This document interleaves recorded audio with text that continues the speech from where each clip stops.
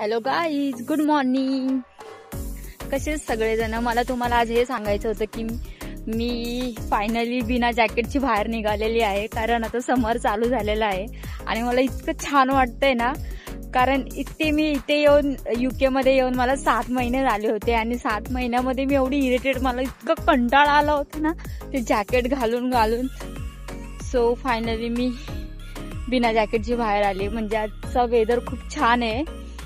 मी किती डिग्री ते नाही पाहिलं, पण ऍक्च्युली हा वीक खूप छान आहे आणि मी जाते जॉबवर. इकडे UKचे वाजले 7:30 मॉर्निंग आहे आणि मी जॉबवर जाते.